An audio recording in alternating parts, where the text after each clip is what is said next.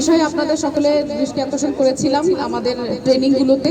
আবারও আপনাদের দৃষ্টি আকর্ষণ করি, সেটি হচ্ছে এক কথায় নির্বাচন হবে 100% আপনারা হচ্ছে নিরপেক্ষ এবং আইন অনুযায়ী। বেশিরভাগ প্রিজাইডিং অফিসার হিসেবে দায়িত্ব পালন করেছেন, এর মধ্যে অনেকেই আছেন অনেক অভিজ্ঞতা সম্পন্ন। আপনারা আপনাদের অভিজ্ঞতার সর্বোচ্চ ব্যবহার করবেন।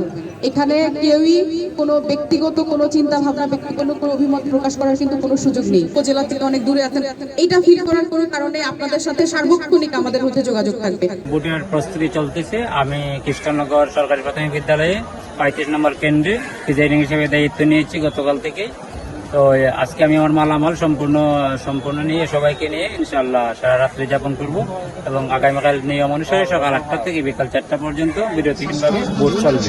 উপজেলা নির্বাচন সদরে আমি প্রিজাইডিং এর দায়িত্বে আছি। আমার কেন্দ্র হলো বিরামপুর সরকারি প্রাথমিক বিদ্যালয়। আমরা এখনই মালামাল সংগ্রহের জন্য উপজেলা প্রশাসনের সামনে এসেছি।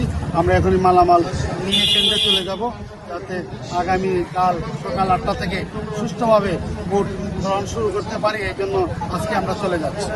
সুনামগঞ্জ সদর উপজেলার নির্বাচন উপলক্ষে আমাদের যে আমরা সহকারী প্রিজাইডিং এবং প্রিজাইডিং অফিসারগণ আমরা উপস্থিত হয়েছি ইউএনও অফিসারের সামনে, এবং এখান থেকে আমরা ব্যালট আমাদের যে প্রয়োজনীয় জিনিসপত্র নিয়ে আমরা কিছুক্ষণের মধ্যেই আমাদের কেন্দ্র, আমাদের সাধকপুর আমার যে কেন্দ্র, সেই কেন্দ্রে আমরা পৌঁছবো। সেখানে গিয়ে আমরা ভোটের প্রস্তুতি নিব এবং রাত্রেও সেখানে অবস্থান করব। কালকে সকাল থেকে আমরা ভোট গ্রহণ করব। সকল কেন্দ্রে নিয়োজিত প্রিজাইডিং অফিসার মহোদয়গণের দৃষ্টি আকর্ষণ করছি, আপনারা এদিক সেদিক ঘোরাফেরা না করে অতি দ্রুত সহকারী রিটার্নিং কর্মকর্তার কার্যালয়ের সামনে হাজির হওয়ার জন্য বিনীত অনুরোধ করছি। ষষ্ঠ উপজেলা পরিষদ নির্বাচন 2024 সকল কেন্দ্রে নিয়োজিত প্রিজাইডিং অফিসার মহোদয়গণের দৃষ্টি আকর্ষণ করছি, আপনারা এদিক সেদিক ঘোরাফেরা না করে অতি দ্রুত সহকারী রিটার্নিং কর্মকর্তার কার্যালয়ের সামনে হাজির হওয়ার জন্য বিনীত অনুরোধ করছি। আমরা আমাদের সবাই আশা করি আমরা সবাই পপতের লিঙ্ক পেয়েছি এবং পপত ডাউনলোড দিতে পেরেছি।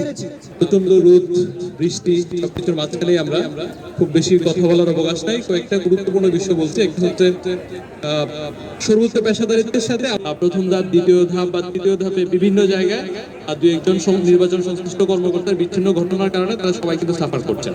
আইনানুগ ব্যবস্থা নেওয়া হচ্ছে।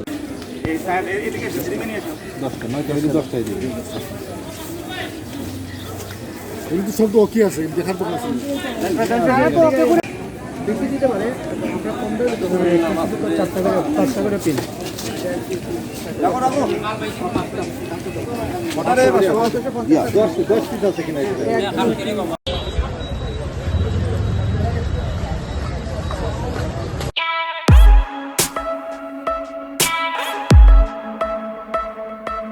Thank you.